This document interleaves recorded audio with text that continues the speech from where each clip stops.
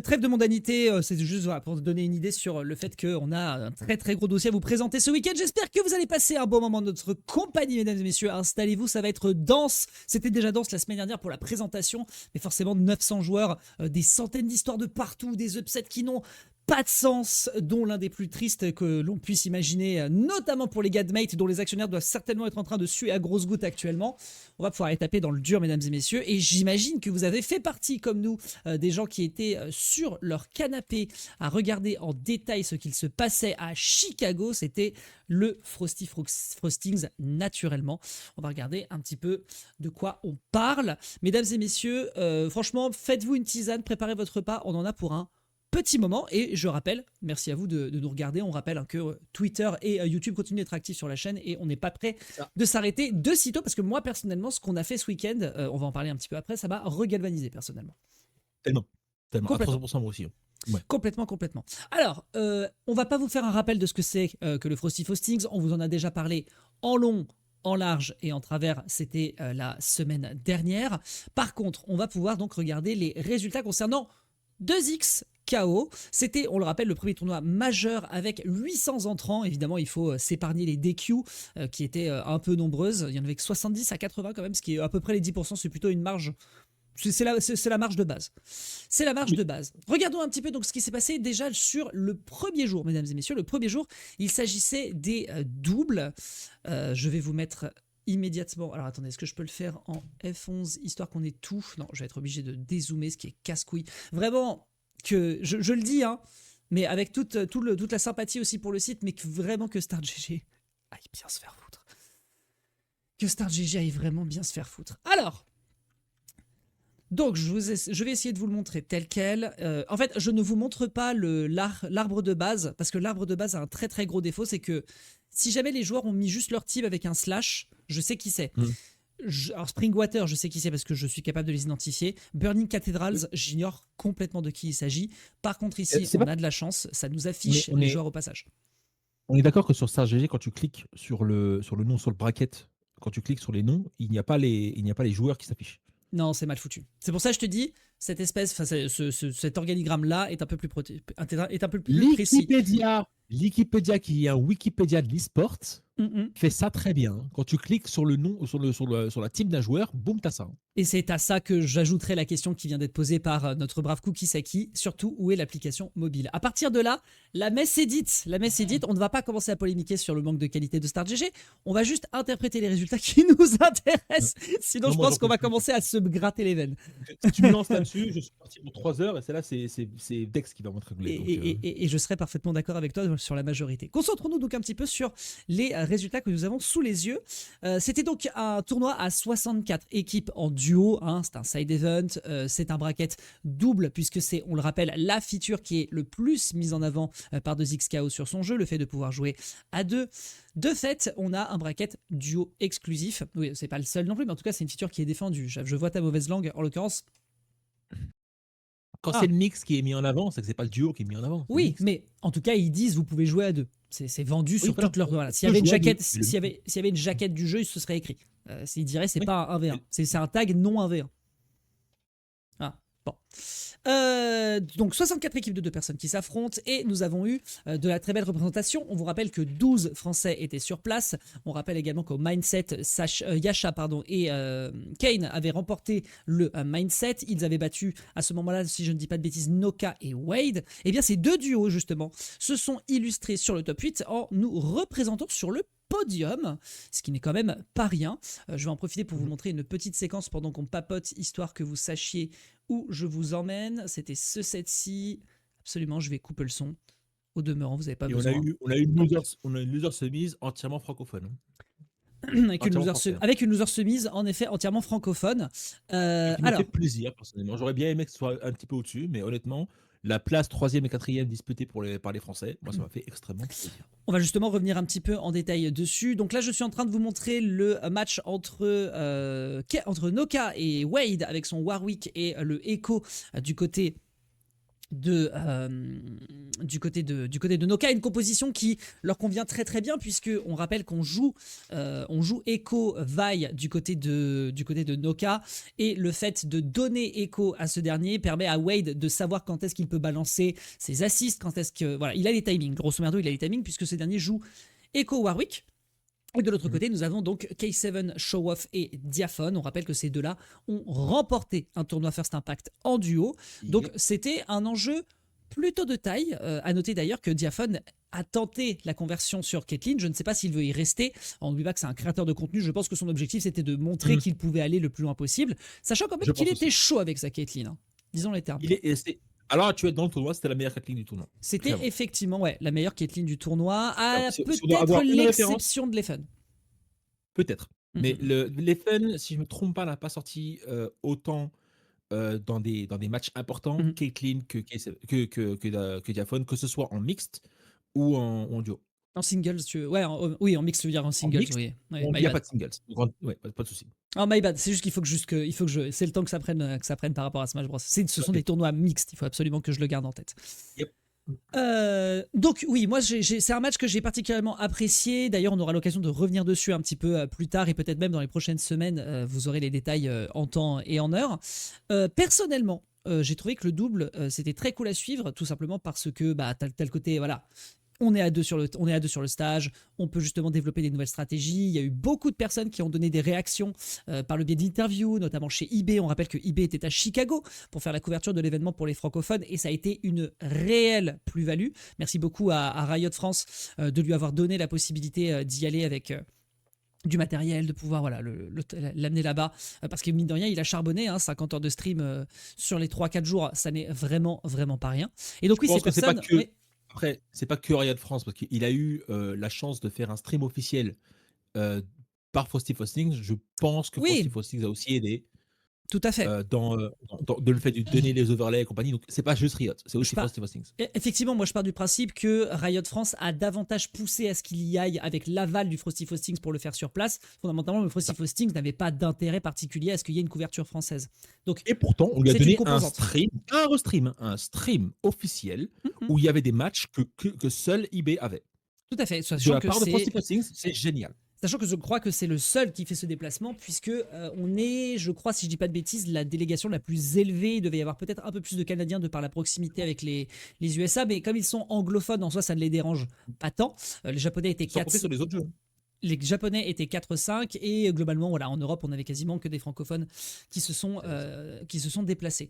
On a eu pas mal d'interviews du côté d'eBay, justement, qui disaient que voilà, le double, il y a des choses que tu peux légitimement pas faire, et on a même Sonic Fox qui va jusqu'à dire qu'actuellement la méta est plus favorable si jamais tu joues en double. Après voilà, on peut avoir des opinions sur le sujet. En tout cas, c'est la position de Sonic Fox qui J'en ai une. d'ailleurs remporte le tournoi double en compagnie de Inzem, on rappelle, donc le joueur de la team. Attends une seconde que je me rappelle. On est FlyQuest, et du côté de Inzem, on est chez Shopify Rebel. Rebellion. Shopify Rebellion, tout à fait. Donc voilà, le duo est absolument terrifiant. On va parler des nerfs, Cookie. On va Oui, parler des nerfs de alors personne. Le Timo TKT. nerfé, il remporte un tournoi TKT. double, hein.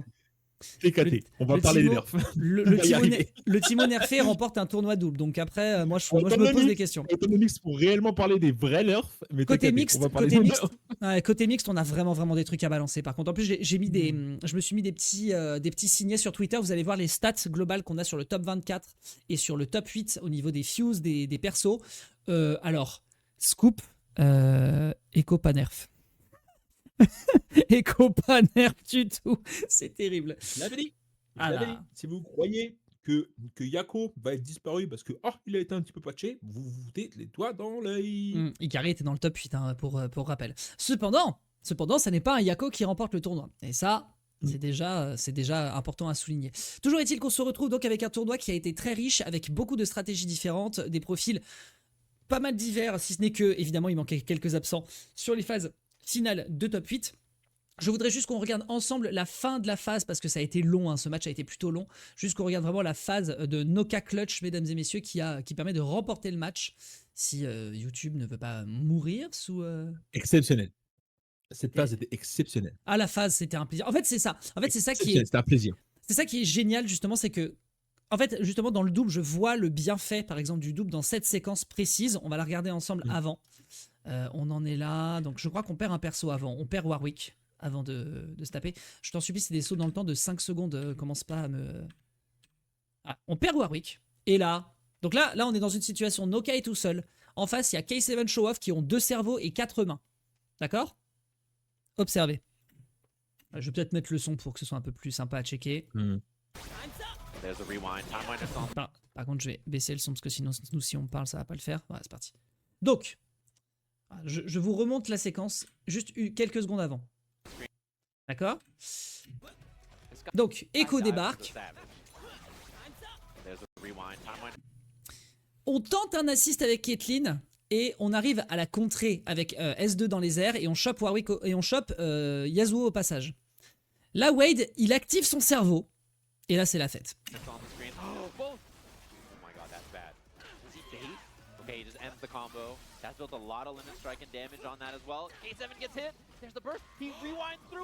The boy wonder. Oh my god, one hit away, K7. Does he risk it? The rewind and he clutches it up. Exceptionnel.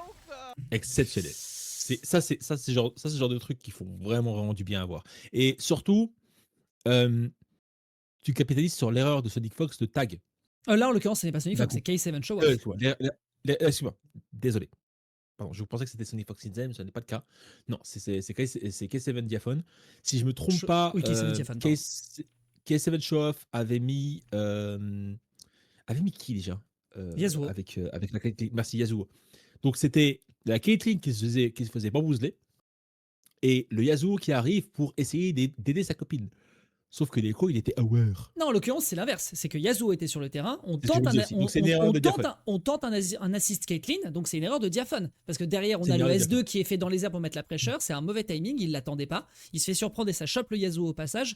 Wade, à ce moment-là, je ne sais pas si Noka aurait eu la justesse de le faire avec un autre assist ou que sais-je. On ne sait pas. C'est justement là où le duo est intéressant, c'est que en fait on ne saura pas et je me dis que justement c'est juste la vivacité d'analyse de Wade qui se dit là c'est le moment de balancer la max, on part en assist, on part en super assist, ça fait énormément de dégâts et derrière on a juste Noka qui est complètement dans le bouillon, qui connaît son perso, qui sait qu'il a une image rémanente pour mettre de la pressure, il attend le break parce qu'évidemment ils sont dans le bouillon, c'est le dernier round, le break est lancé, il en profite pour rewind, qui on le rappelle on rend invincible Echo le temps du rewind, il esquive le break et derrière c'est la fiesta, il tue Caitlyn au passage. Derrière, il y a une toute petite séquence, ça permet de toucher, on balance la S1 et c'est terminé. C'était trop stylé. C'était du clutch total. Au début, on s'était dit que c'était plié. Au final, ils étaient beaucoup plus résistants que ce qu'on aurait pensé, parce que K7 Show Off est quand même très fort avec son Yasuo. On rappelle qu'il a été considéré jusqu'à l'Evo 2025 comme le meilleur Yasuo du monde.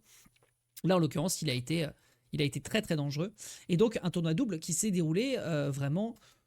C'était un grand plaisir. Je vous mets quand même quelques séquences de la grande finale, le temps qu'on discute un petit peu des doubles. Après, on va repartir sur les singles, sur le tournoi mixte. Bon bref, chef, toi, pour l'instant, sur une première journée, c'était quoi ton impression? Qu'on soit clair et net, malgré le fait que les fans dit des choses, malgré le fait que Sonic Fox dit des choses, je dis des choses aussi. Je ne suis pas d'accord avec leur avis, qui est de dire que le jeu a été fait pour le duo. Non, c'est pas ce que j'ai dit. C'est pas ce qu'ils ont dit récemment. Qu'est-ce qu'ils ont dit? Ils ont dit que la méta actuelle, en l'état des choses, favorisait des séquences de duo plus que le reste. Je suis pas d'accord.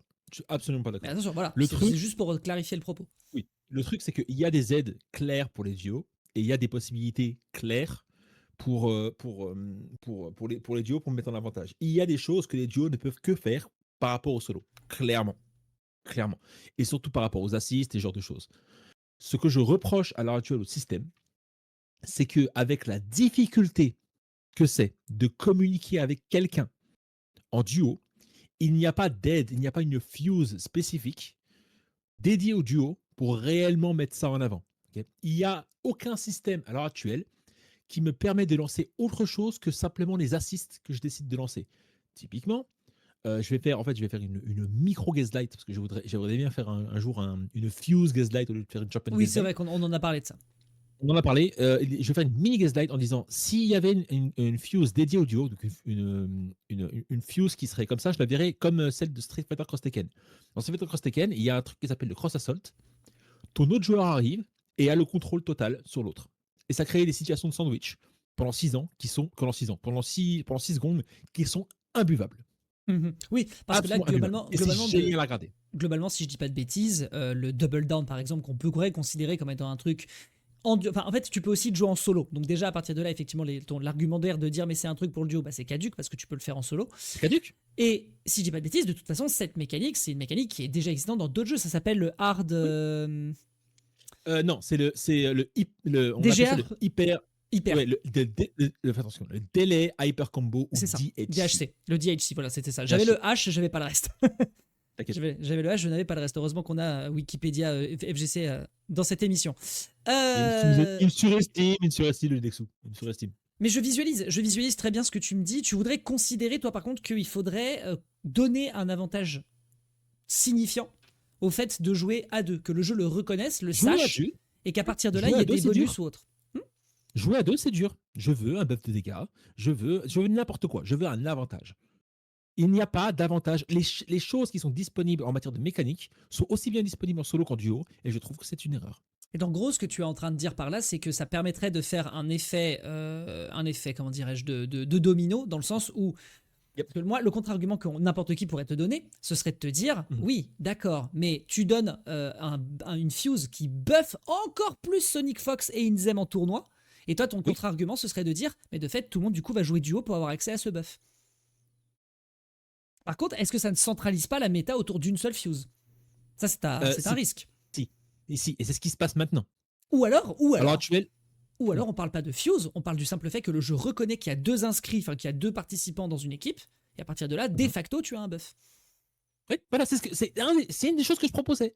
D'accord, C'est pas une fuse donc. Un truc, non mais peu importe, mais quelque chose de minuscule. ok Ça peut être 5%, 10% de buff. Ça peut être de quelques avantages sur certains normaux. Ça peut être une fuse dédiée. Ça peut être n'importe quoi. Je veux quelque chose de la même manière que c'est tout à fait possible et c'est tout à fait pas spécialement viable à haut niveau, mais en tout cas ça peut être extrêmement chiant de jouer Coloss / Juggernaut et de faire particulièrement chier les gens. Typiquement, je ne sais pas mon exemple, hein, un duo qui s'appelle jouer contre quelqu'un qui joue Darius en Colosse. On a vécu des trucs C'est hier. un exemple. C'est un exemple. C'est particulièrement chiant. Donc, c'est pas absolument viable, non. Mais qu'on soit clair, hein, je ne verrai pas un Colosse ou un acolyte en top 8 d'ici demain. Qu'on soit clair et net. On est bien d'accord. C'est pas ce que j'imagine. Mais qu'on aurait réservé un truc comme le kit ou double dédié au duo, ou qu'on aurait donné un buff duo pour les fuses comme le kit ou double 2 fois assist ou le freestyle, moi, me dérange absolument pas. Et c'est normal. Je veux donner des avantages à Sonic Fox Inzem. Je veux surtout donner des avantages à des mecs comme les Twins.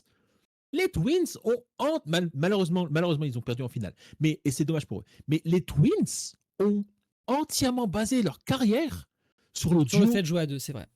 Sur le fait de jouer à deux, j'adorerais. Alors, et surtout que mon idée ne nerf pas le solo. Donc ça rend le mixte intéressant. Si t'as pas le bonus, si jamais tu joues tout seul. Non, je veux pas nerfer le solo, je veux buffer le duo. Oui, c'est ça. Mais oui, donner un avantage à quelqu'un va un peu downgrade l'autre. Oui, mais c'est pas donner un désavantage à quelqu'un, c'est donner un avantage à quelqu'un d'autre. C'est pas exactement la même chose. Certes, et puis après, ça dépend ensuite, encore une fois, de l'équilibrage. Si jamais tu fais un buff de 5% pour le duo, bon, ça reste entre guillemets marginal. On rappelle que, le mode moderne, c'est 20% de dégâts en moins sur Street Fighter et personne s'en est jamais plaint. Personne s'en plaint. Moi, je me plains du fait qu'il n'y a pas assez de nerf. Je me plains qu'il n'y a pas assez de nerf dans le moderne. Les gens se plaignent du moderne qui est trop fort. Tout à fait. Après, on attend de voir les gens qui en moderne ont fait des placements de zinzin en gagnant des gros tournois majeurs, etc. Aitani, premier top 8, premier top 8 de l'Evo. Un seul. Il y a une liste. Et D'accord. surtout qu'un joueur aussi légendaire que Aitani décide de se dire, le moderne, c'est quand même viable. Hein. Chris J, pas nécessairement la flemme, mais surtout, c'est viable et je vois pas pourquoi je me casserais la tête. Chris J joue exactement le même perso avec exactement le même moderne. Il joue moderne Tony. Il fait exactement la même chose. Tout à fait. C'est dire que c'est viable. Tout à fait. J'entends ton argumentaire. Laisse-moi juste checker un truc en vif sur ta webcam. J'ai comme un doute. Je vérifie. Hop. Je t'en prie. Non, mais tranquille. C'est moi qui Je fais un petit truc en Je t'en prie, direct. pas de souci. Non, ok, tout va bien. Tout va très bien. Alors, j'entends parfaitement ce que tu m'évoques. Donc voilà, double, vous venez de le voir. On vient d'avoir donc Inzem et Sonic Fox qui l'emportent face aux Twins. C'est un match retour et ça a été un cassage de gueule en règle. Tout simplement parce que Sonic Fox est un mec fou furieux du bus qui est capable de faire des conversions qui n'ont absolument aucun sens. Moi, personnellement, j'étais sur le cul en voyant ce qu'il est capable de faire, mais c'est juste parce que je connaissais pas assez le book. Toi, t'étais plutôt Qu'on soit conscient de la clair, chose. rien de ce que des dingueries que j'ai vues de Sonic Fox m'a surpris. Par contre, le fait qu'il y a une complémentarité assez quand même palpable avec Inzem m'a fait quand même bien plaisir. Tout à fait. Et pour le coup, c'est très très chouette parce qu'on parle vraiment d'un vétéran avec un petit peu et ça va permettre justement de développer des choses. Entre les deux, ils Mm. taffent vraiment beaucoup autour de ça. C'est ce duo-là qu'ils veulent taffer. On aura l'occasion, je Après, pense, de les revoir parce qu'on n'oublie après, pas qu'il faut aller le plus loin possible. C'était aussi un bounty de 2K5 et ça, on ne s'en plaint pas. oui. Et puis aussi, faut pas oublier le vétéran en question. Il était typeux avant et quand il était typeux, il était monstrueusement fort. Donc, I've been il y there, a de ça bro. aussi qui joue. Ouais, voilà. J'entends très très bien ce que tu m'évoques. Quand Donc, il, quand il avait 9 ans, il échangeait pas des cartes Pokémon. Hein. Quand il avait 9 ans, il jouait au stick. Hein. C'est dire à quel point il était complètement forcené, le gars. voilà en ce qui concerne donc ce tournoi double, mesdames et messieurs. Donc Sonic Fox et Inzem à la première position, les Twins qui font une deuxième position pour leur premier déplacement à l'international. En tout cas sur un tournoi double, c'est très très cool. On rappelle que le tournoi double n'accueillait pas tous les gros joueurs. Wawa n'a pas fait le double, Ikoan n'a pas fait le double et autres joueurs de haute stature, notamment Supernoon. Springwater, donc la team Noka Wade, c'est une troisième place. Donc le classement sur le duo est japonais, enfin américain, japonais et français. Yasha et Ken J'adore sont quatrième. Il y a eu un match fratricide. Hein, voilà, on pouvait pas forcément y couper. En solo, ça a été tristement la même chose. Burning Cathedrals, incarné par Dacid Bro et Chillin, Rimo STST et Lumen et Jingle, qui sont des personnes qu'on connaît pas tant, mais qui ont décidé d'assumer le duo. Et On parle en pas tout assez cas, d'Acid Bro. On parle pas assez d'Acid Bro. de D'acid Bro, Dacibo, on n'en parle pas assez. D'acid Bro, pour le on coup, je parle ne pas connais assez pas ce d'Acid monsieur. Bro. Je Acid connais Bro pas est ce un monsieur. ancien Guilty Gear. Ok. Ancien Guilty Gear qui est là depuis des siècles, qui a été commentaire, qui est extrêmement présent, extrêmement sympa, extrêmement tolérant. Non, non, c'est vraiment, vraiment un bro. Et Bah, c'est un bah, Acid Bro. bravo le monsieur qui fait donc une cinquième place sur le tournoi double. Donc voilà, voilà, vous voyez que les profils, par contre, des cinquièmes, c'est du deuxième, cinquième, septième et septième, on les connaît moins. Toi, tu connais d'Acid Bro, Yep. très bien. Voilà. Mais un tournoi qui a été chouette et qui était, moi, je trouve, un bon lancement pour les jours à venir. Ça permettait déjà de se faire un petit peu une idée du niveau général. Le soir même, il y a eu une exhibition avec les devs qui jouaient Caitlyn, enfin pas forcément, et d'autres tops, ça pas Ce que j'ai super. pas trouvé intéressant. C'était pas méga Moi, ce que j'ai. intéressant, ça, par contre. Non. Par contre, le truc qui m'a vraiment intéressé, c'est le fait que Apology Man ait pris une game à Supermoon, si je me trompe Oui, pas. ça, Qui par est contre, pas rien. ça a été pas mal, ouais. C'est pas rien. Et deux, l'existence de la team des Rioteurs de Nerd Josh. Je Oui, savais pas ça, tu ne du savais pas. tout que Nerd Josh, je l'ai appris en stream. Mm. Nerd Josh est aussi un Yance qui était là depuis un long bout de temps dans la communauté, qui joue littéralement à tout. Il a fait des tops sur Street, sur KOF, sur Tekken, tout ce qui existe. Et le gars, le voir chez les Rioteurs, ça me fait vachement plaisir. Alors ça, c'est le top 6 du double, on n'en a plus besoin. On va pouvoir attaquer, mesdames et messieurs, du côté des singles. Voilà, donc là, on va pouvoir rentrer un petit peu dans le dur. Alors, j'ai essayé de regarder l'ensemble des poules. Avant de passer les singles, j'ai une observation par rapport Enfin, au double le mix, que je pardon. n'ai pas dit. Avant de passer au mixte, mais à jouer. Avant de passer au mixte, j'ai une observation par rapport au double que je n'ai pas dit. Oui. Petite comparaison avec celle de Smash. La plupart du temps, dans la scène Smash, en particulier, j'ai vu ça en Melee et dans Project M, mais j'imagine que c'est pareil pour Ultimate, même si Ultimate, bon, la scène double de Ultimate, voilà. Mais l'idée, c'est que la plupart du temps, les doubles se font à la volée. Genre, hé, je suis avec personne, Oui, toi, t'es avec personne, 100%. eh, Oui, on y va. oui. Il n'y a pas de double vraiment Oui. établi, contrairement à Melee, par exemple, avec Armada et son frangin. Il n'y a pas de double préétabli dans la scène mêlée. Non, Il y en a a pas sur quasiment Ultimate. que des Sur doubles. Melee, il y en a un peu. Les doubles préétablis, il y en a un peu. Il y en a un mais c'est peu. pas une scène Ultimate, dédiée. c'est pas le cas du tout. Disons que si tu décides de faire un ranking, comment ça va, Scald? Hello, Si tu Scald, décides Dido. de faire un ranking entier des meilleurs duos qui se sont passés dans Melee, je peux t'assurer que dans ces meilleurs duos, dans ce top 10, il y a au moins 7 ou 8 duos qui sont juste deux solos, qui sont décidés de se mettre ensemble et qu'ils aiment bien. C'est très très rare d'avoir des trucs comme Android et Armada, où c'est réellement des duos, parce que c'est deux frères qui ont décidé réellement de bosser en duo. Tout à fait. Très très très très rare. Ce n'est pas le cas de Iskao. De Iskao, les duos sont réfléchis, pris à l'avance, etc. C'est pris au sérieux, comme par exemple par les Twins, dû au fait qu'il n'y a pas de tournoi simple, il n'y a que des tournois mixtes, et les duos sont aussi viables en duo, dans les tournois doubles, que dans les tournois mixtes. Pendant ce temps, je fais jouer avec mon micro. Non, non, j'entends. C'est vrai que ça, pour le coup, c'est une remarque qu'on a par rapport aux autres scènes. Et c'est vrai que là, en l'occurrence, on va pouvoir justement envisager aussi du côté des personnes qui voudront recruter des gens, potentiellement un sparring partner qui n'est pas forcément de la même team ou qui est free agent, pour pouvoir ensuite faire du mercato autour de ça. C'est littéralement d'ailleurs ce qu'a fait Zeta Division qui ont assumé de prendre les Twins ensemble. Voilà.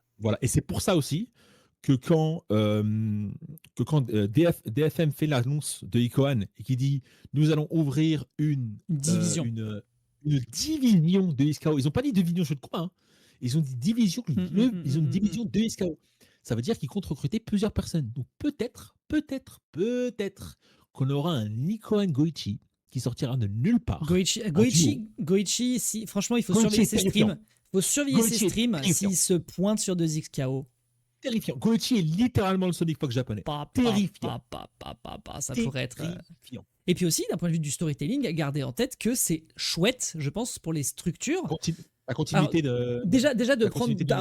Déjà qu'ils prennent des joueurs ensemble dans les mêmes teams, c'est cool. Mais par exemple, là, il suffit de voir les retours qu'il y a eu entre FlyQuest et entre Shopify Rebel sur la victoire de Sonic Fox et Inzem. Alors, c'est pas le tournoi mixte, ça a un peu moins de prestige, mais il y avait quand même un côté où c'est chouette que c'est pas forcément, c'est pas qu'une histoire de concurrence, ça peut être aussi justement des camaraderies.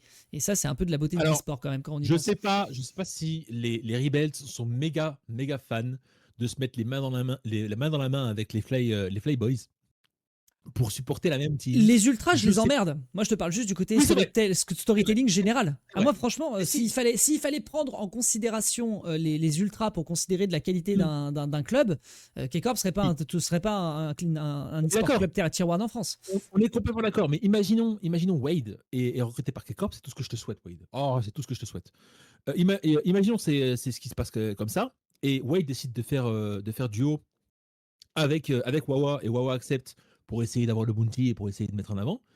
Je sais pas si les Green Suits et les Blue Balls vont se mettre la main dans la main et dire ça te dirait de supporter cette team? Je ne sais pas. On s'en branle. On s'en fout. Parce que ces gars-là sont pas FGC. On s'en branle. Mais je sais pas. Et surtout, les initiatives comme prendre Reza pour les mates, mettre en avant des personnes comme ce qu'on a vu avant-hier, avec Liv, avec TPK, avec Reza, avec Cell, mettre en avant ces personnes-là, c'est aussi Arctal faire un lien entre le bro Arctal. Arctal aussi, on n'oublie pas le bro Arctal, faire un lien entre la FGC et l'e-sport, le monde de l'e-sport qu'on connaît. C'est littéralement ce que nous a dit KL. Donc ça on y viendra tout à l'heure, ouais. On y viendra après. On y viendra juste après. Mais oui, en tout cas, il y a une liaison à faire qui peut être chouette, au-delà de la rivalité, de parfois justement considérer des accointances qu'on ne pouvait pas forcément suspecter. En tout cas, moi, le tournoi Doom, j'ai kiffé. Très content qu'on ait les Français aussi loin. On peut s'en branler des ultras, mais c'est quand même important de les prendre en compte. Oui, mais tu peux pas non plus les négliger, naturellement. Je suis d'accord avec toi. Non, je suis d'accord avec toi. En tout cas, bravo à nos Français qui font quand même donc une 3e et 4e place. Et vous pensiez que ça allait s'arrêter là? Vous êtes mignons. On va pouvoir continuer du côté donc du single, cette fois-ci du mixte. Ça va finir par rentrer, vous inquiétez pas. Alors, je me suis permis de regarder les 32 poules. Les 32 poules avant de taper dans le top 96 pour voir s'il y avait des trucs signifiants.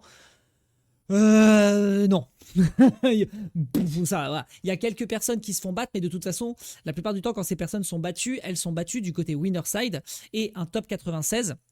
Quand vous êtes battu côté winner side, vous allez en loser du top 96. Donc de toute façon, vous êtes tranquille. Et c'est pareil pour le top 24. Le top 24, vous perdez en winner avant de vous qualifier en top 24. Vous êtes dans le loser du top 24. Donc globalement, voilà, c'est parce que ce n'est pas un top 32 et c'est pas un top 128. Donc en fait, par effet de calcul et de répartition, vous êtes quand même qualifié si jamais vous perdez. C'est notamment le cas d'un certain Wawa. On va y venir. Alors, les 4 poules de top 96, on va regarder un petit peu en détail. Et là, forcément, la première surprise qu'on a quand on connaît un petit peu des brackets. Attendez, je vais vous faire un petit zoom cette fois-ci. Voilà. Quand on regarde par exemple le début du bracket de la première poule, tu regardes et tu fais c'était la poule de Wawa ici, qu'est-ce qui se passe? Alors, les gens, si vous n'avez pas regardé le tournoi et que vous venez ici pour regarder, que vous n'êtes pas sur Twitter ou que sais-je, et que vous venez pour avoir les résultats des tournois ici, à 2X Radio, et qu'on a dit que Wawa était premier et qu'on a passé un peu le trimestre dernier, finalement, à le pépon, à le poivrer, à l'assaisonner, à le mettre dans le four, en l'appelant la bombe atomique, en disant que c'était le meilleur joueur du monde, qui n'avait jamais été battu par personne, jamais sorti d'un tournoi. On a participé là-dedans. On a participé dans ce. Mais parce que c'était un peu mérité. Enfin voilà quoi. Bon bref, voilà. On était voilà donc toute la France et la plupart des gens qui jouaient à 2XKO depuis notamment l'Evo ont un peu été ses vassaux et on lui a un tout petit peu tous autant que nous sommes ciré les pompes. Et bah malheureusement mesdames et messieurs, qui c'est-il pas qui se retrouve à la place de ce fantastique Wawa Mate? C'est un type qui s'appelle Crocs and Socks et quand tu regardes uniquement 2XKO d'un point de vue scène compétitif, tu te dis, mais qui c'est ce connard qui débarque avec une Ilaoi Yasuo, regardez le Sips, son coca là, avec Yasuo Ilaoi. Et je vais, avant de continuer, vous montrer la séquence parce que quelqu'un s'est amusé à mettre la séquence en piquant d'ailleurs, en volant le stream de eBay. Mais en tout cas, qui a permis du coup à ce que la VOD soit sur YouTube. Après, c'est le jeu, un peu, Lucette, hein. Ah oui, bah, c'est effectivement un petit peu le jeu. Je vous montre immédiatement la séquence, je crois qu'elle est ici. Alors déjà, les gens se disent, oui, bon, d'accord, Wawa va lui casser la gueule. Premier match, bon. Deuxième match, le mec se réveille, si je dis pas de bêtises, je crois que ça s'est passé comme ça. Et là, on arrive en last match. Last match, et genre, tous les francophones qui sont dans les parages disent, qui est ce mec ? On a Wade et IB au commentary. Je vais vous couper le son parce que c'est pas très vital, ou alors je le mets en tout petit. Ça dure. Attends, je regarde combien de temps ça dure. Ça dure 2 minutes. On va avancer un tout petit peu pour que vous fassiez une idée. Donc là, ouverture qui est faite par Crocs and Socks. Et vraiment, vous allez voir, tout le monde est en mode choqué comme pas possible. Il a eu le écho. Le blitz c'est chaud. Faut être patient parce qu'en face il l'est. Et aïe. Sur le Warwick. Les gars, c'est bizarre, Les conversions sont exceptionnelles, faut le dire. Hein. Il y a combo parce qu'il y a tentacule et il n'y a plus de Warwick. Il n'y a plus de Warwick, il va falloir tout comeback en solo écho sans break. Tous les combos tentacules sont incroyables. Allez Wawa. Là, tout ce qu'on peut dire, c'est allez Wawa parce que le scénario, il est très compliqué. Mais le joueur, il est très très exceptionnel. Oh là là, mais de quel côté il est, La garde de fou, hein. Et il a même puni le retreat. Je veux qu'on revoie cette séquence de garde parce que... Très compliqué. Crocs and Socks, hein. Le scénario est très compliqué, mais le joueur, il est Face à Wawa, hein. Wawa qui ouvre quasiment tout le monde. Hein. Oh là là, mais de quel côté Ah, l'overhead de fou. Il a tout gardé. Et l'overhead.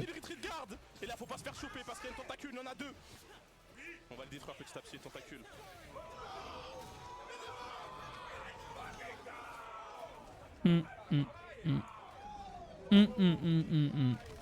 Et c'est un chaos, mesdames et messieurs. Évidemment, on entend plus le public et moins IB. Et surtout les gens dans le public qui disent mais c'est qui ce mec quoi. Tous les francophones qui étaient dans le coin qui étaient en mode qui c'est ce mec. D'ailleurs je suis désolé, je vous l'ai pas mis en full screen, my bad. Bon anyways. En gros ce qu'il faut retenir mesdames et messieurs, c'est que on a un Wawa qui s'est retrouvé en loser dès le 2e jour. Après avoir perdu contre un certain Crocs and Socks. Donc moi je suis en mode oui bon bah le mec est fort, c'est trop stylé, on le connaît pas. Parce que voilà, en fait si vous regardez que 2XKO, si vous ne regardez que 2XKO, en fait vous voyez le gars et vous êtes en mode mais il a pas fait de first impact. En tout cas, on l'a pas vraiment vu. Il s'est pas vraiment illustré. Il n'a pas des résultats gigantesques. Faut regarder son historique, j'avoue ne pas l'avoir fait. Mais Chaf, il a regardé et je lui ai dit Crocs and Socks. Et il a eu un tout autre discours. Mon cher Chaf, c'est ton moment d'intervention. Tu as une petite minute pour nous présenter Crocs and Socks et que tu nous dises, en vrai, je suis un peu surpris, mais je suis pas si choqué. Bah non. Parce qu'en fait, le Boog, il est toujours d'ailleurs, assez bon sur un petit jeu qui s'appelle Guilty Gear Xrd. Ce qui est marrant, c'est qu'il y a 2 secondes, tu parlais de défense et tu parlais du fait, oh la garde impeccable là, il a été de Crocs and Socks contre Wawa. Oui, alors il vient d'un jeu où l'offense est un poil plus, on va dire, offensif. Et la défense est un poil plus importante que de XKO, sans offense pour de XKO, évidemment. C'est pas le même type de jeu. Mais Crocs and Socks est à l'heure actuelle triple champion d'affilée de Guilty Gear Xrd au Combo Breaker. Il a fait 2 fois 2e à l'Evo pendant les Community Showcase donc, de Guilty Gear Xrd. Il s'est fait battre par des monstres de Guilty Gear. Uniquement par des monstres de Guilty Gear, comme Peppery Splash, considéré comme le meilleur joueur canadien de Guilty Gear, surtout Xrd. Et surtout, Marlin Pye, qui est une légende Et si Marlin Pie décide de zioter le jeu de Riot, il peut faire extrêmement mal, mais vraiment mal. Je pense que Marlin Pie arrivera uniquement s'il y a certains persos qui lui plaît, qui soient dans le jeu. Pas nécessairement, je ne cite pas de nom parce que je connais pas assez ce que va faire Riot des persos qu'ils ont. Mais je pense que Marlin Pie, sachant qu'il a fait énormément de choses sur Marvel, énormément de choses sur Guilty Gear, il peut passer demain s'il veut et défoncer la tête et la tronche de tout le monde. Crocs and Sox est un monstre en matière de Xrd. Donc je suis étonné zéro du résultat. Je pense personnellement qu'il y a eu peut-être petite baisse de régime du côté de Wawa. Et Ça, on en parlera en conclusion, mais oui, ça, on a des choses à dire là-dessus. Ouais. Peut-être qu'il y a eu une petite baisse de régime et peut-être qu'il y a eu je sais pas qui c'est, donc je vais y aller mollo. Mais en fait, non, il fallait pas y aller mollo, il fallait y aller direct avec lui. Et aussi, c'est quand même dur de s'adapter à quelqu'un qu'on n'a jamais vu jouer. On ne savait même pas que cette personne a joué à DXKO. Et il arrive de nulle part, il fait aucun first impact, et il arrive de nulle part, il gagne tout le monde. Alors, Ajax qui débarque dans le chat qui nous dit j'ai tué Blaireau. Alors, j'ai pas la data. J'imagine. Un Blaireau est mort. Force à Blaireau. Donc, tu as tué un Blaireau? Un Blaireau est mort. Ah mais attends, mais quoi?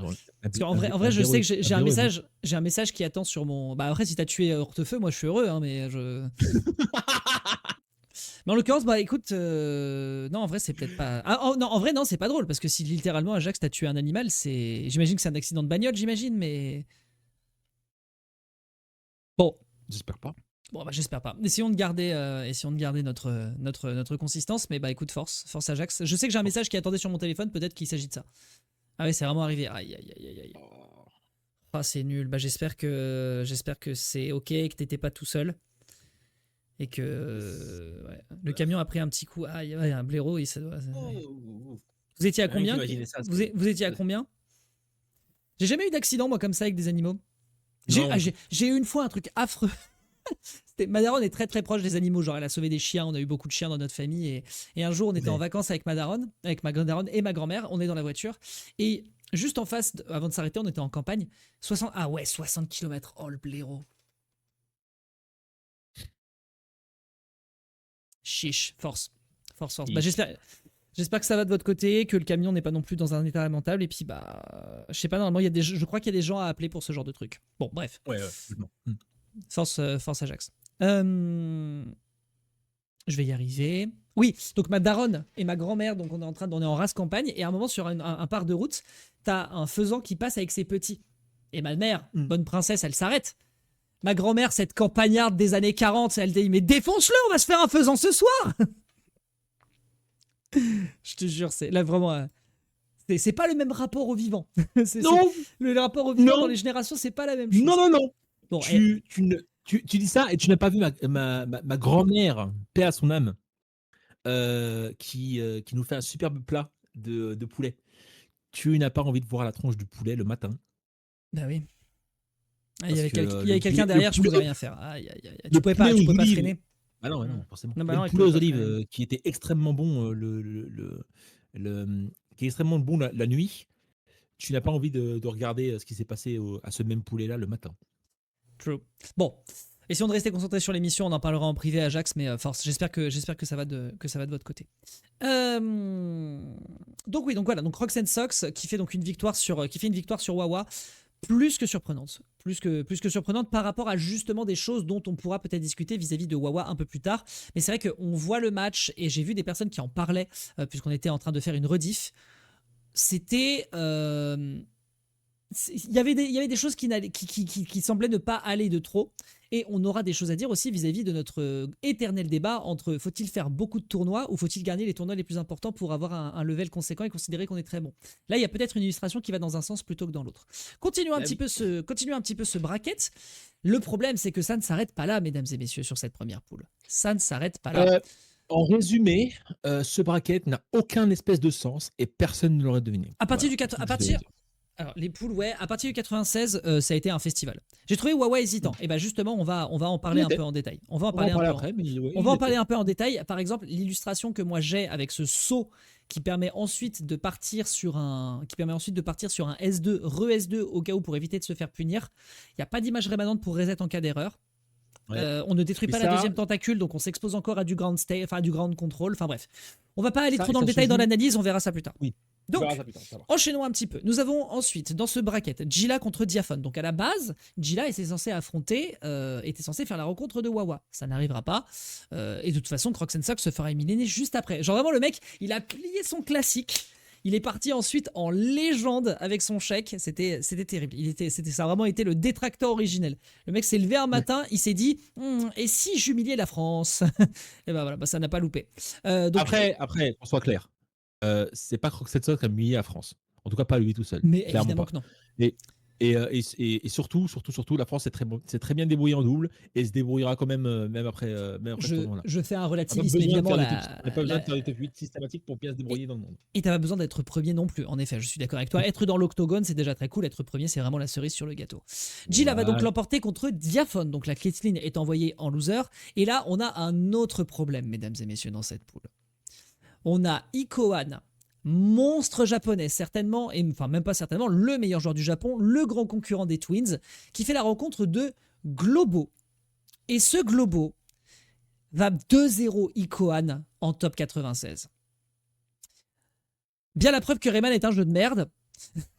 Bon, là-bas, c'est Globox. Globo va ensuite l'emporter pour ensuite avancer contre Zaidi, sachant que Noka va se faire battre contre Zaidi. Tu veux faire la pub de moi et toi en train de jouer à Rayman Legends Ah, Legends, on en reparle.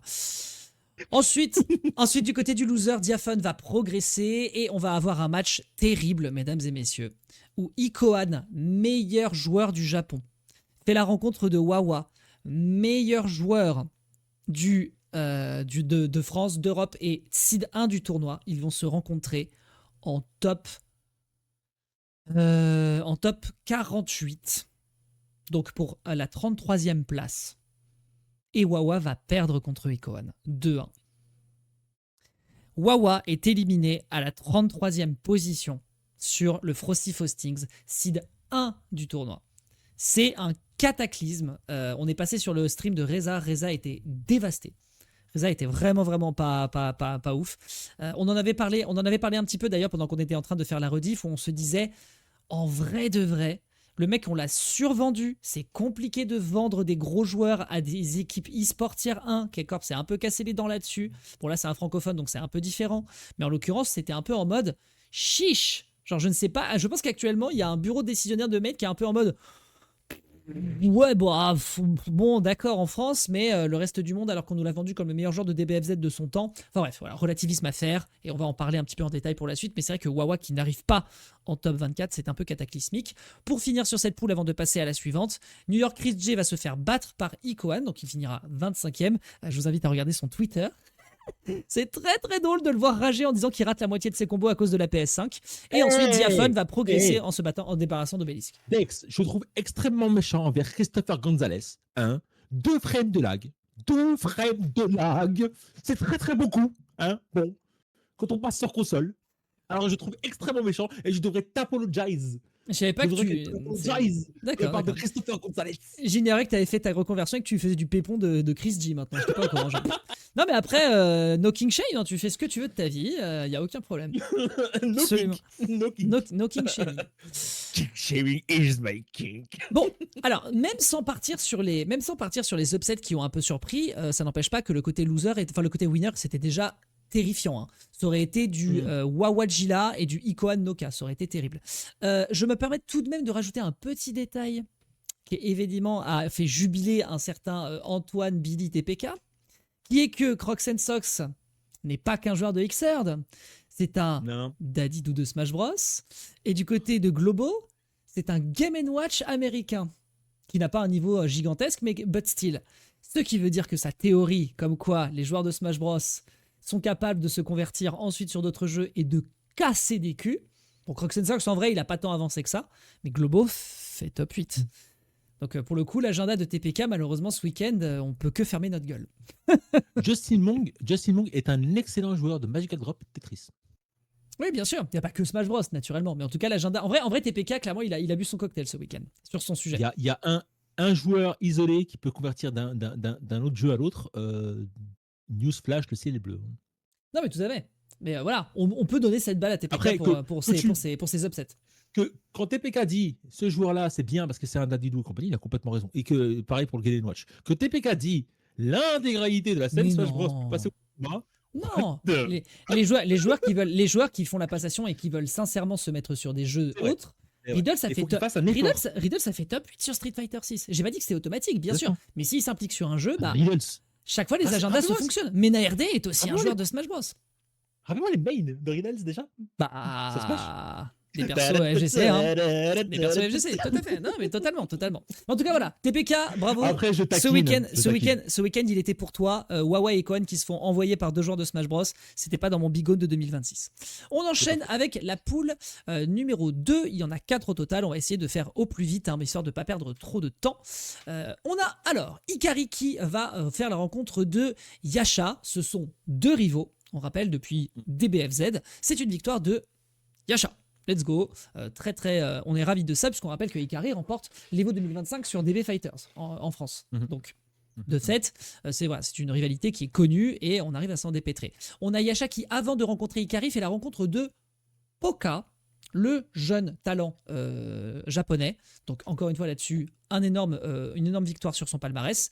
Et ensuite, on a ensuite Zando qui fait la rencontre de Show-Off et qui s'en débarrasse. Donc le joueur israélien permet d'aller bien loin. Et de l'autre côté, on a Show-Off qui se débarrasse de Semic, qui sera malheureusement battre et envoyé en loser side. Top. Dis-moi tout. On a oublié de parler de Poka. C'est vrai qu'on n'a pas eu l'occasion de beaucoup présenter son profil, de mon souvenir. Ah non, parce que en fait, je disais que la scène coréenne est un petit peu timide en ce moment au niveau de l'e-sport. Et d'un coup, on me dit que DRX a sponsorisé un joueur japonais. Depuis quand? Ça devait très Moi, certainement se faire j'étais juste avant le extrêmement tournoi. déçu. Probablement. J'étais extrêmement déçu de moi-même de ne pas avoir vu la news et de ne pas avoir parlé à Deis Radio. Parce que j'aurais Après, été ravi de parler à Deis Radio. pour te donner du crédit, les annonces de sponsors qu'il y a eu sur les derniers 10 jours sont absolument stupides. C'était compliqué de tout avoir. C'est le début des competitive series. C'est à l'annonce des Mhm. competitive series. Il y a beaucoup de teams qui sont activés. C'est normal. Ça arrive dans tous les e-sports. Mhm. Quand le WC annonce ses jeux programmés, tout le monde sponsorise tout le monde. Bien sûr. C'est la fête du slip. Mais de fait, voilà, on peut se permettre de donner le mot d'excuse du fait qu'on ait raté 7 sponsors et qu'on a à peu près couvert tout le reste. C'est sympa. Merci Lex. Du côté du loser, nous avons Poka qui va malheureusement se faire ensuite avoir par Tate qu'on avait déjà présenté, qui faisait quand même pas mal de tournois aux US et faisait des résultats plus que conséquents. De l'autre côté, on a présenté Didier, Oni. Didier Mjiko, vraiment présent- par contre son profil. Ah d'accord, par contre, bah. Oh Didi MJC 0. Tu avais raison. C'était pas un O. Tu as raison, chef. Tu as raison. Faudrait un jingle parce que tu vas le dire extrêmement souvent, ça, je pense. Faudrait un jingle, faudrait un truc, faudrait un gif. Faudrait... Je laisse, Tu as raison. je laisse la lumière de la grâce envelopper la pureté de mon être pour essayer de la remettre sur le droit chemin pendant que tu jubiles. Ah. Chef a raison. Bon bah c'était un 0 effectivement.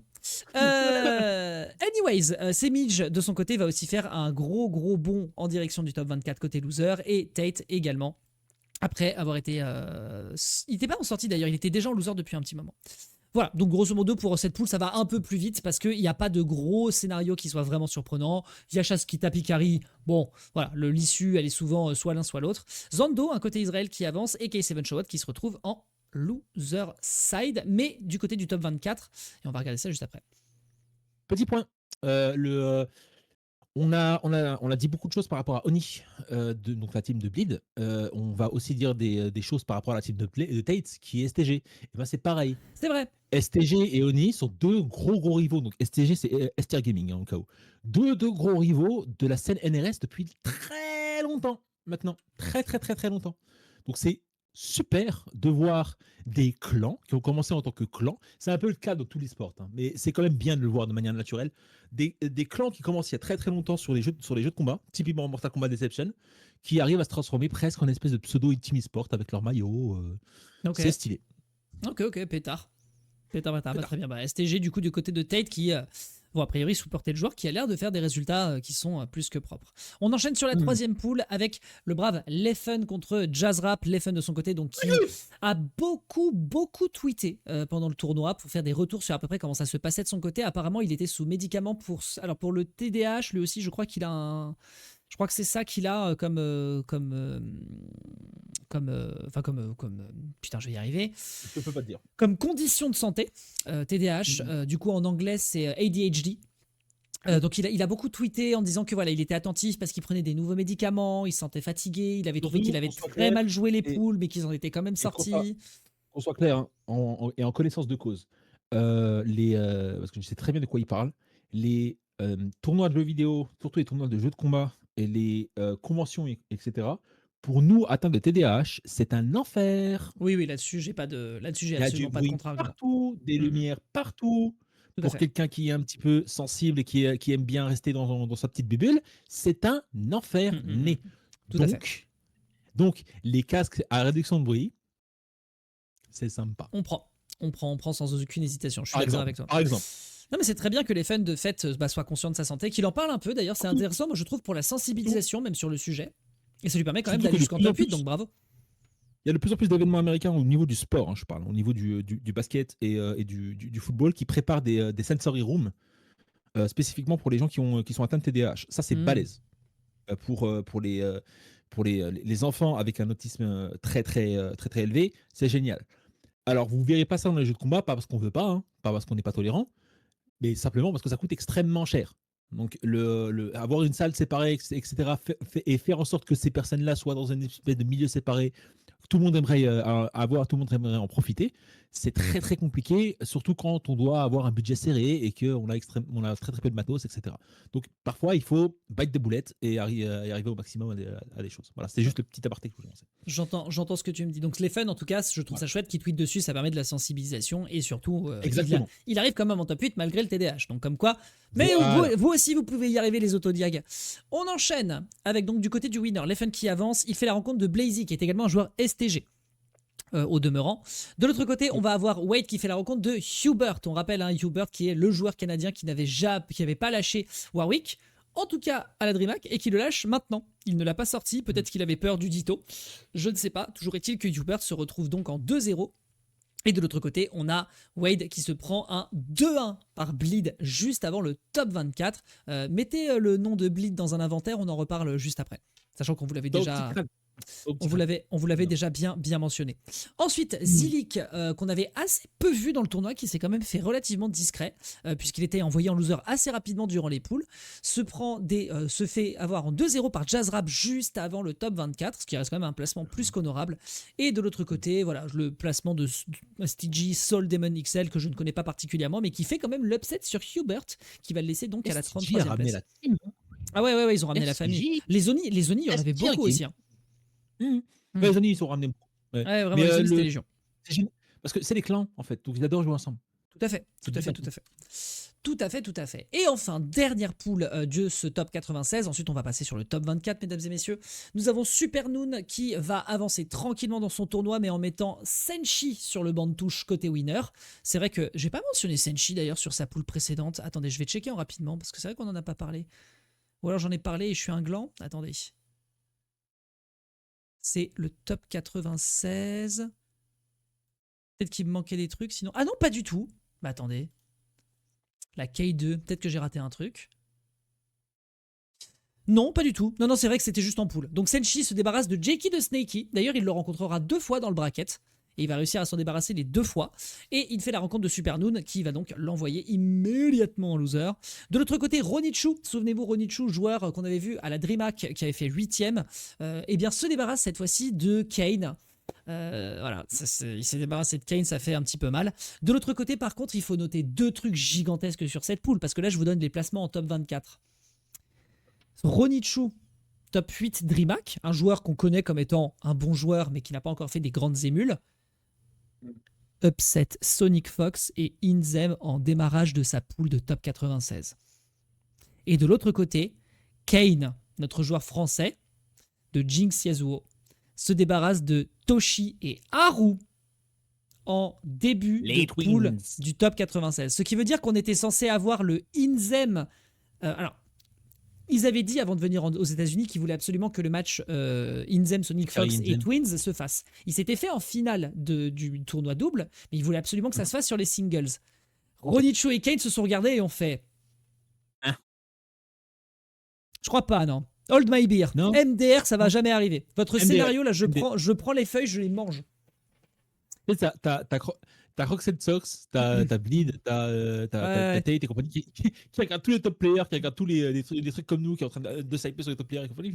Ils ont regardé Joker, ils ont fait petite merde. Le chaos. Il n'y a pas bon nom. Ah Il ouais, n'y a c'est pas bon nom sur la liste.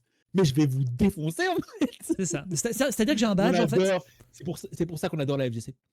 Tout à fait. Et donc on se retrouve avec Ronichu Kane qu'on n'attendait pas du tout aussi loin, en tout cas côté winner, avec un Kane qui se débarrasse de Ronichu et qui a donc qui est donc un joueur qui est qualifié en top 24 côté winner.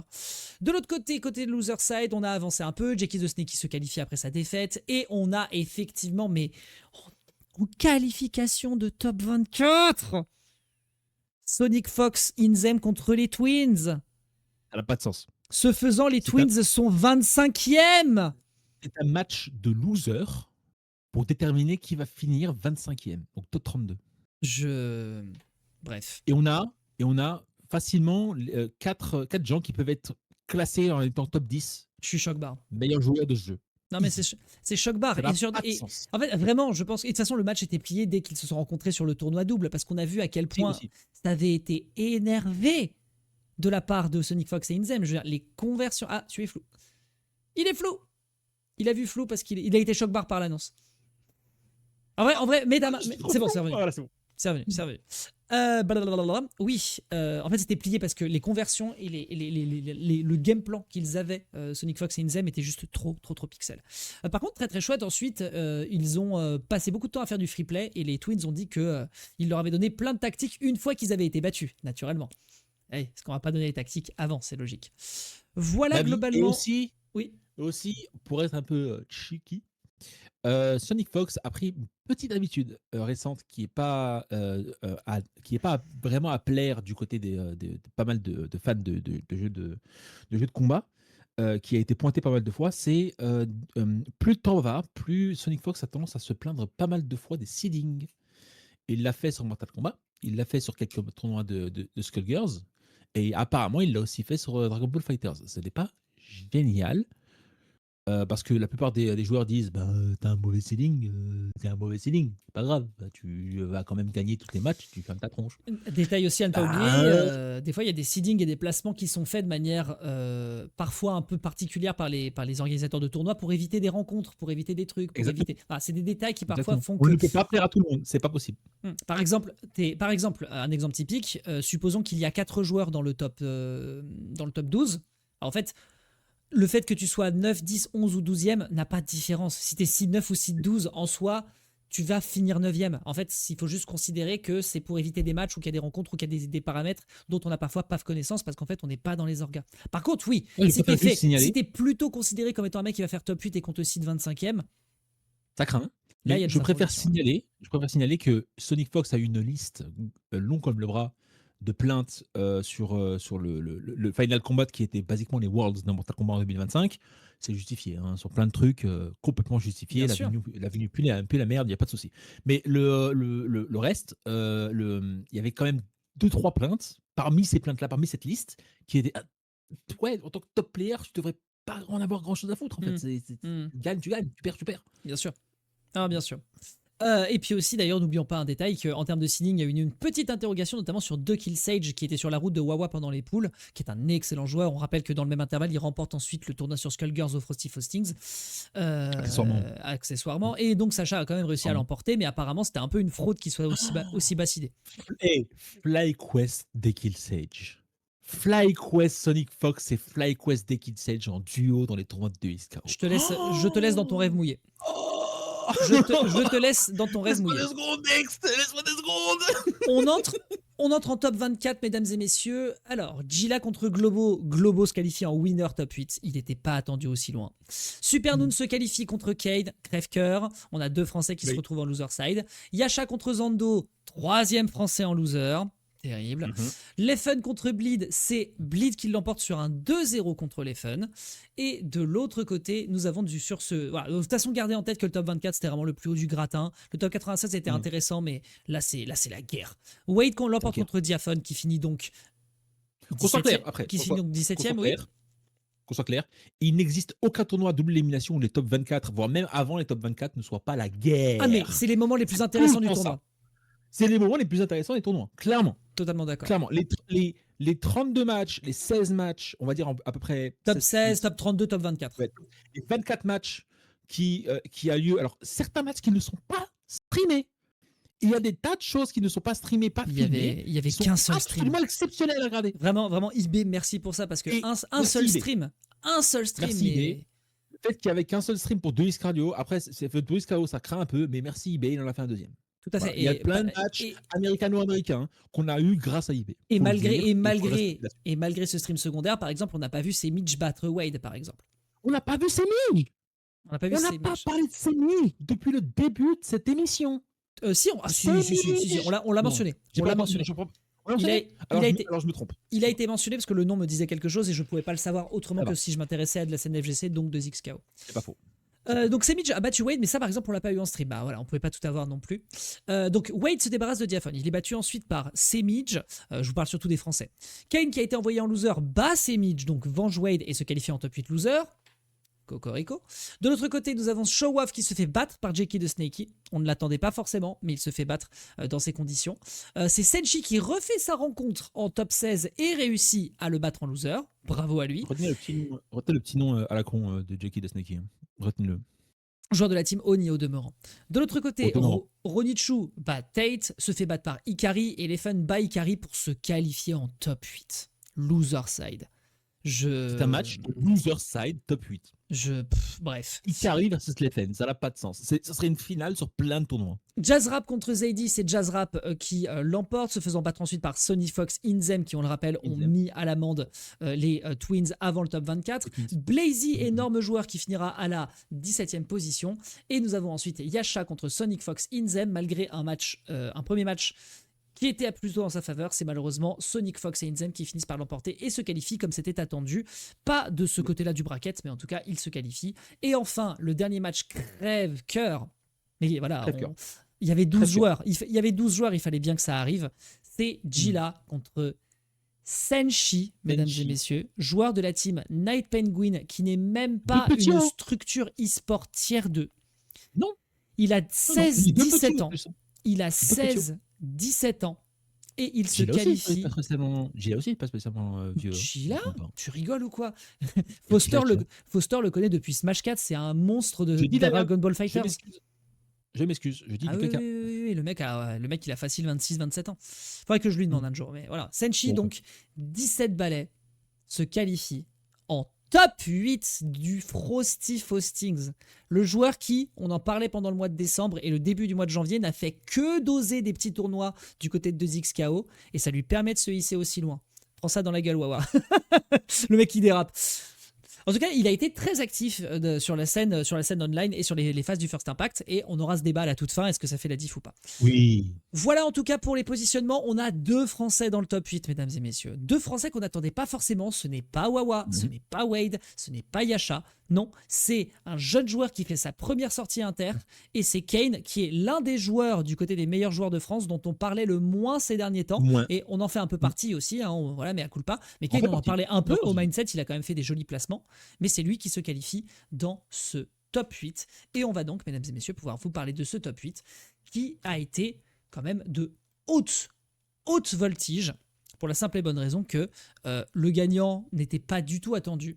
Et j'avoue que LND avait le droit de se foutre de ma gueule parce qu'on avait dit que Bleed, 16 ans, c'est déjà très bien, il va certainement faire top 8, mais il va pas gagner le tournoi. LND, tu as eu du flair et on ne peut que admirer ça. Je savais qu'il était fort, mais alors là, franchement, qu'est-ce qui nous a bluffé ? Donc, pour vous faire le tour d'horizon, mesdames et messieurs, nous avons du côté du loser, pour démarrer, Senshi qui se fera battre par Kane, parce que c'était une rencontre française. Et évidemment, il fallait bien évidemment que les US soient nos pires ops et nous fassent ce cadeau empoisonné. Après, en vrai, il fallait être meilleur, il fallait être un winner. Mais Voilà, ça a été battu et donc on se retrouve avec Kane qui Oui. va avancer de son côté, qui sera battu ensuite. Mais avant ça, il faut qu'on parle d'Ikari contre Sonic Fox Inzem. C'est Ikari qui, on le rappelle, était le joueur qui avait le plus remporté le tournoi First Impact, qui se retrouve donc à la 7e position. Preuve en est qu'il y a de la vraiment concurrence pour se déterminer comme le meilleur joueur de 2XKO. Du côté des semis, c'est Supernoon qui va l'emporter sur Globo. Globo doit nous faire un passage en loser. Et c'est Bleed qui va battre Zando. Le joueur israélien va se débarrasser du dernier joueur français. Et Globo, de son Et- côté, va battre Sonic Fox Inzem. Est-ce que je dois rappeler qui Globo a envoyé en loser? Envoyer Cohen. Il a envoyé Ikohan, le mec. Pas de sens.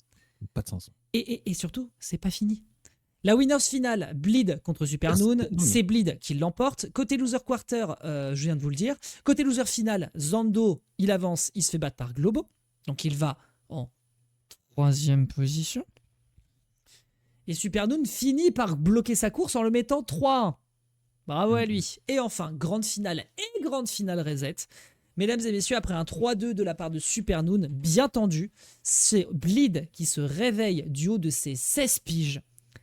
Joueur de la team Oni qui débarque et qui envoie paître Supernoon dans les cordes pour finalement se sacrer en tant que jeune joueur sur son premier tournoi offline à la Si, première si on- position du Frosty Faustings qui accueillait 860 joueurs, le tournoi le plus élevé en termes de participants, le plus stack qu'on ait eu, je pense, depuis le début de 2XKO sur sa Facile. scène compétitive. Facile.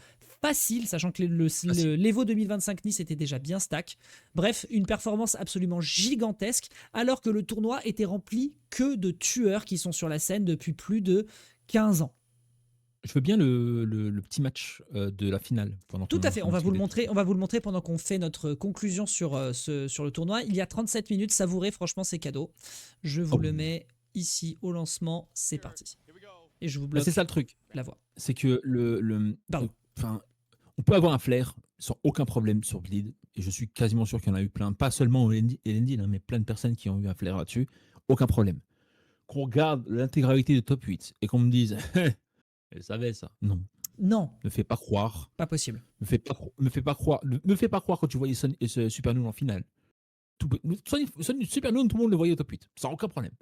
Sans aucun problème. Supernoon était sidé vachement haut. Et Par c'est ailleurs- normal, c'est Supernoon. Par ailleurs, information qui moi encore me tue, c'est que Supernoon, voilà, le mec est fort. D'ailleurs, il a dit qu'il abandonnait Darius. Il va jouer Yako. Il a dit qu'il abandonnait Darius parce qu'il a considéré qu'en vrai, c'est beaucoup trop de taf.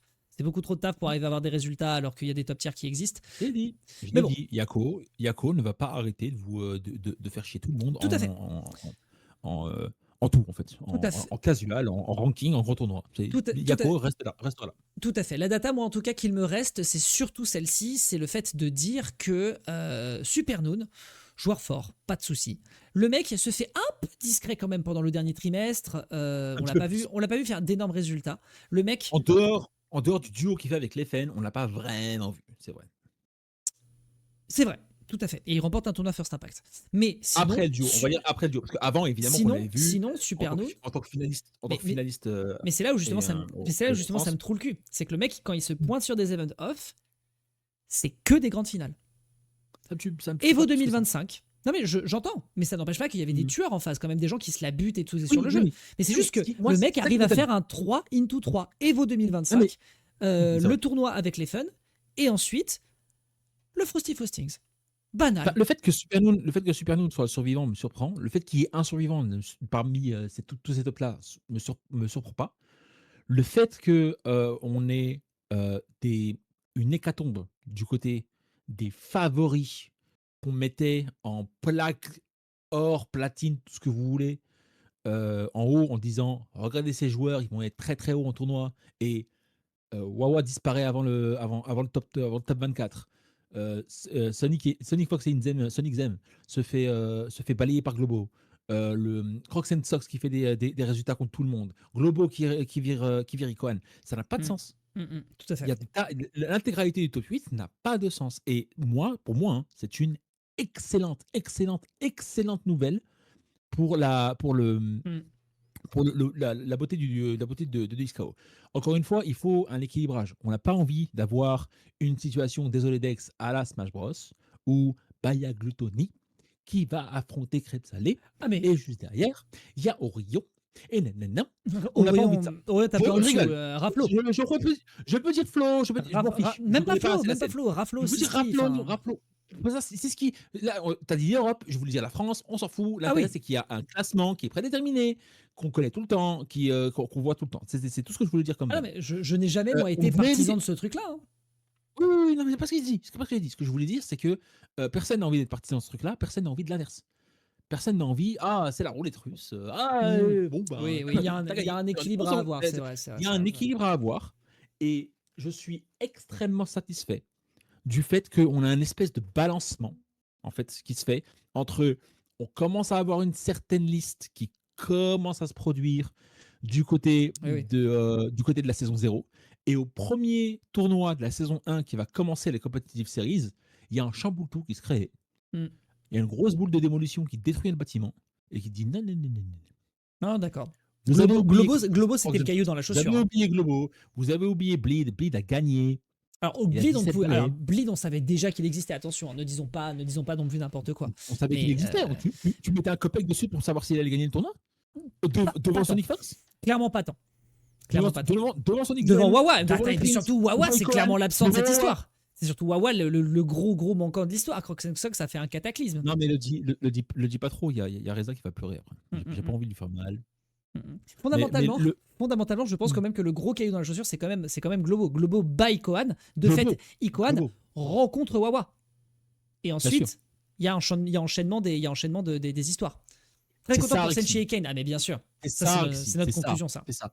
Je suis content pour les qualifications de top 8 et top 12. Je suis même content pour Wade, si je ne me trompe pas, qui a réussi à quand même tenir tête contre des gros. Il s'est fait battre, mais quand même tenir tête contre des gros champions. Top quand même. 24, où il est battu Je par suis- Semidj ensuite. Ouais. 24. Moi, je suis franchement, le plus de Français en top 24, le mieux je suis. Mais naturellement. Et surtout, là, c'est un effet d'annonce qui est Top 24, je suis gigantesque pour les extrêmement joueurs. satisfait. C'est un effet d'annonce gigantesque pour les joueurs et les gens qui hésitaient encore vis-à-vis de En 2XKO dehors- parce que se retrouver en en top 24 avec quasiment 8 Français, Mais c'est en énorme. dehors, 8 Français, surtout, dans une délégation française où on était 12 à partir.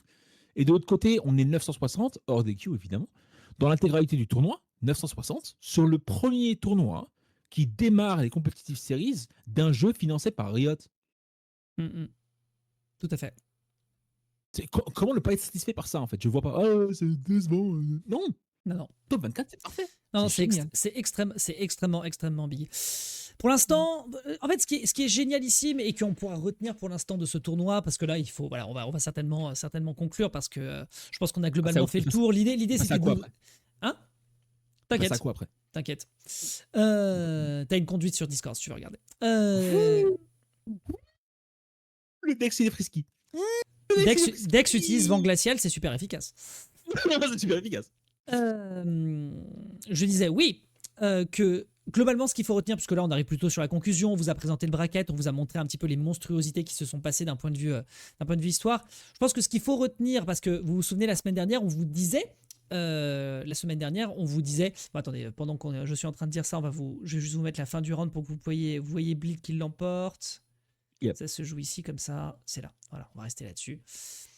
Donc je disais oui, ce qu'il faut retenir globalement, et on vous disait la semaine dernière que on était convaincu du fait que l'histoire allait s'écrire, le début de l'histoire s'écrit sur le Frosty Frosting. C'était évident, je veux dire, tout le monde en était conscient. Moi, ce que je trouve très chouette, c'est vraiment qu'on avait une feuille de route avec une préface qui était la saison 0, le First Impact, plein de personnes qui s'étaient illustrées, Ikari qui remportait le plus de tournois, Senshi de son côté en France qui faisait rouler sa bosse, Wade et Noka qui s'étaient illustrés comme étant les deux rivaux qui font un double et qui finissent par emporter une 3e position sur le double aussi, donc ça c'est super chouette. Et ce qu'on disait tout à l'heure, c'est Wawa qui a été tout de même le grand absent du First Impact, le très grand absent du First Impact à l'exception du Mindset, qui a été un peu dans son coin et qui peut-être va en tirer des leçons et se dire qu'il faut davantage se présenter en bracket parce que visiblement, nous en sommes à un stade que moi je trouve génialissime où il est possible pour n'importe qui, je crois que ça tue et que justement il est sacré. Et là j'adore, regarde la pose qu'il fait, je la trouve fantastique, il lève les bras, il est heureux. Et là, il les place comme ça parce que c'est les cornes de Oni. Ouais. À mon avis, il a un truc à prouver. Génialissime. Tu tires pas cette tête-là, même à 17 ans, tu tires pas cette tête-là en disant je suis extrêmement surpris de ma Oui, victoire. oui, on pourrait s'attendre. Enfin, voilà. Par exemple, nous, on connaît en France crêpes salées, c'est des pop-off de zinzin. Là, lui, il a effectivement certainement des choses à prouver. Je suis d'accord. Je suis Pour moi, d'accord c'est avec un toi. truc du genre, hey, vous avez ignoré mon nom pendant trop longtemps. Je le savais que je pouvais juste défoncer l'intégralité du bracket et personne n'a parlé de moi. Et genre, maintenant, qu'est-ce que vous avez à dire maintenant? Il a tweeté de toute Que façon. dalle. Il a tweeté de toute façon en disant, je sais plus ce qu'il disait, mais en gros, quand je gagnerai les poules, je vous dirai que j'irai. Enfin, quand je viendrai au tournoi, je vous dirai que j'irai en top 96. Quand je serai au top 96, je vous dirai que j'irai en top 24. Quand je serai en top 24, je vous dirai que j'irai au top 8. Et quand j'irai au top 8, je vous dirai que je gagnerai le tournoi. Et au final, le mec a eu Je raison. demande à aucun compétiteur, aucun, de se downgrade. Je le fais tout le temps, mais je demande à personne de le faire. Parce que si t'as pas la véracité de dire, même si c'est mort, je fais tout pour gagner, Tout à fait. t'as rien à foutre dans un tournoi de grosse envergure comme le Frosty Postings. Tout à fait, tout à fait. Et on se retrouve avec donc, oui, un joueur aussi également, comme le dit Rexy, c'est One More. Hein. Il était, effectivement, je pense qu'il avait un truc à prouver, ça c'est sûr et certain. Et puis de toute façon, c'est là où c'est fantastique. Le type a 16 ans, je le répète, il y avait que des tueurs, les gens. Rendez-vous compte d'un tournoi dans lequel t'as Sonic Fox, t'as Leffen, t'as Ikari, t'as Yasha, t'as Wawa, et t'as ce môme de 16 piges qui avait effectivement tout à prouver et qui prouve en légende devant des milliers de personnes qui le regardent dans le public, autant que de notre côté, nous, en côté France, côté US, etc., sur Twitch. C'est dans le monde, au général. Donc vraiment, c'est... Je trouve, moi, très réjouissant, justement parce que déjà, tu dis qu'il n'y a pas d'effet d'immobilisme, parce que ces gens qui sont très installés sur la scène de jeux de combat depuis longtemps, eh ben, eh bien, ils ne vont pas visiblement avoir voix au chapitre. Enfin, quand même un peu. Ça reste des gens qui sont en top 8 et en top 24. Mais pour réussir à rafler le trône, pour l'instant, il y a un petit peu qu'on n'attendait pas forcément aussi loin. Et je trouve que c'est génialissime. Sachant que, dans le même intervalle, il y en a un qui est en train de gratter gentiment de son côté. Et il s'appelle Senshi. Il est français. On vous l'a vendu. Moi, j'avais dit que je posais ma pièce sur lui. Il s'est qualifié et j'ai crié comme un sagouin à la soirée de Riot, dont on va vous parler juste après. Mais attendez, on fait cette petite conclusion qui est que moi, globalement, je suis très, très enthousiaste de ce qui s'est passé. J'ai hâte de voir ce qui va se passer au Genesis. Il y a moins de participants, mais j'ai hâte de voir ce qui va se passer aussi au Genesis. Et surtout, Genesis n'est pas une priorité pour la FGC, donc c'est complètement normal qu'il y ait moins de monde. tournoi Challenger, il y a 120 joueurs pour l'instant. Enfin voilà, on vous en parlera en temps et en heure. Moi, je m'occuperai davantage de Smash Bros à ce moment-là parce que c'est quand même un rendez-vous Smash Bros. Mais moi, la conclusion que j'en ai, que je trouve génialissime, c'est que justement, moi, je m'attendais à ce qu'il y ait des gens que vous connaissez, toi et puis d'autres gens de la scène, des BFZ ou autres. Et en fait, tout le monde peut tuer tout le monde. Et je trouve ça incroyable parce que moi qui viens de la scène Smash Bros, le fait de se dire tout le monde peut tuer tout le monde, c'est de plus en plus récurrent aujourd'hui, en late méta, 8 ans plus tard. Le fait qu'il n'y ait pas une scène figée dès le départ sur une scène de jeu de combat, moi j'avoue que je ne suis pas connaisseur de toutes les scènes de jeu de combat parce que je suis moins nerd que toi sur le sujet, mais en l'occurrence du coup c'est une découverte et le fait de me dire qu'actuellement on peut avoir un Wawa 33e, des Twins 25e, des Wade 17e et que derrière t'as Bleed qui a son premier tournoi offline qui l'emporte et le premier déplacement international d'un jeune français qui débarque et qui vient faire 7e sur un tournoi pareil, je trouve ça génialissime et j'espère que ça va continuer sans pour autant qu'il y ait, comme tu l'as dit, de l'aléatoire où tout le monde peut se buter. Je pense qu'à un moment il faudra effectivement faire des hiérarchies pour déterminer une tête à abattre, pas au point comme Gluttony pendant presque 2 ans et demi, 3 ans, ça je suis d'accord avec toi sur Smash Bros, mais je suis pour l'instant ultra satisfait et ensuite on pourrait aller sur la qualité de la production de l'événement qui était globalement extrêmement réussie. Apparemment les gens sur place ont vachement kiffé, à ceci près qu'il y a quand même eu 2-3 petits dramas et d'ailleurs des choses aussi qui sont véhiculées en conséquence de ce drama, qui est qu'il y a eu une très très grosse exposition de ZXKO au Frosty Faustings, ce qui est un peu logique, c'était le plus gros tournoi, mais des gens notamment de la scène de Grand Blue se sont beaucoup plaints et en fait ça a fait un effet de vortex. Je sais pas si tu as vu ce qui s'est passé d'un point de vue actu, mais en gros les gens, là il y a une espèce de... C'est pas une mode ou que sais-je, enfin ça permet pas de te rendre cool, mais il y a des gens qui sont en mode mais de ZXKO c'est de la merde, qu'est-ce que vous nous vendez votre jeu de merde, etc. Parce que c'est le nouveau petit qui débarque dans la cour de récré et du coup il se fait bully en attendant. Exactement. Pour l'instant le jeu est qualitatif et en fait c'est juste un prétexte pour pouvoir hater facilement le truc et c'est pas grave, et c'est pas grave, c'est pas grave. C'est aussi très très facile, pour prendre ton analogie, c'est aussi très très facile de bully le petit jeune dont on sait qu'il a des parents extrêmement riches et dont les frères et les sœurs font, donc League of Legends et compagnie, font des choses assez exceptionnelles au collège et au lycée et et en étude.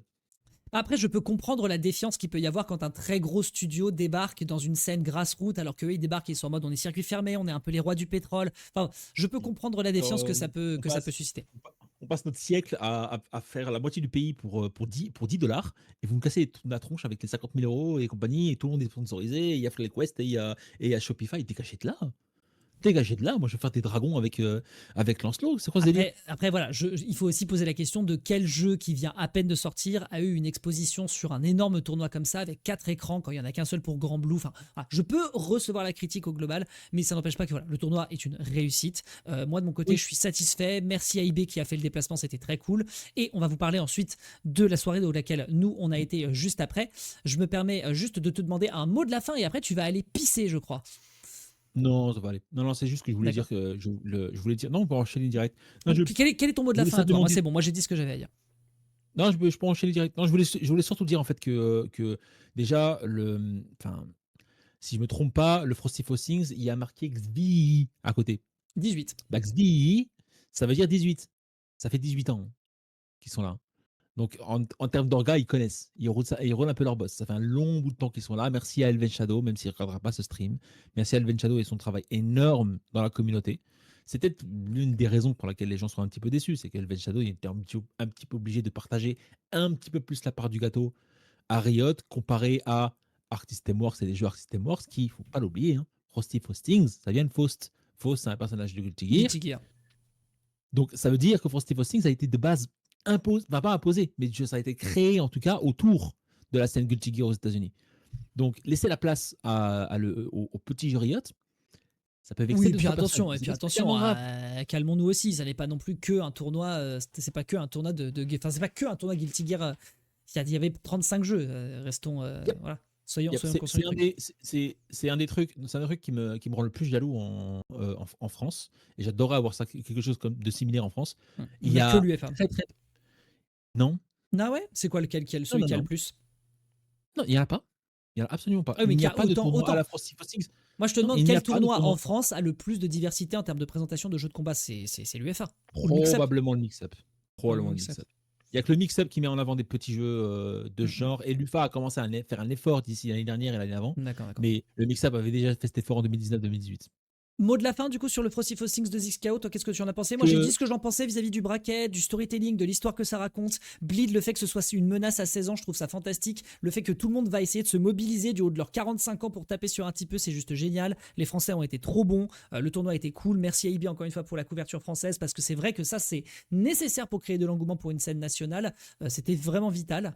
Moi, j'ai trouvé ça très chouette et j'ai hâte de voir la suite, sachant que le prochain c'est l'Evo Japan, sauf erreur de ma part. On va quand même regarder les tournois majors et Challenger, et évidemment qu'on vous en parlera. Toi, qu'est-ce que t'en penses, chef? Place aux jeunes. C'est tout? Faites-le. C'est tout. Vraiment. C'est vraiment ce que tu vas nous faire. Là. Tu vas nous faire le... C'est tout. C'est tout. Senshi, Bleed, Jackie the Snakey, place aux jeunes. D'accord. Malgré le fait qu'il y a quand même une présence très très cool de personnes anciennes et que c'est chouette aussi. Malgré. D'accord. Et aussi les personnes anciennes, la plupart en fait viennent de ce milieu-là où ils étaient comme, il y a 10 ans avant, ils étaient comme Bleed, ils étaient comme Senshi. Wawa était le Bleed d'avant, était le Senshi d'avant. C'était Fox pareil. Donc, Ok. place aux jeunes. Ok, bah, très bien. Eh ben, écoutez, voilà, place aux jeunes. Vous noterez donc, mesdames et messieurs, en conclusion de cette séquence que Chat fait une fixette sur les jeunes. Très bien, nous passons à autre chose, mesdames et messieurs. On va attaquer la séquence suivante pour attaquer... Ça a été long à faire ma blague. J'avoue que le build-up, les frames de start-up, frère...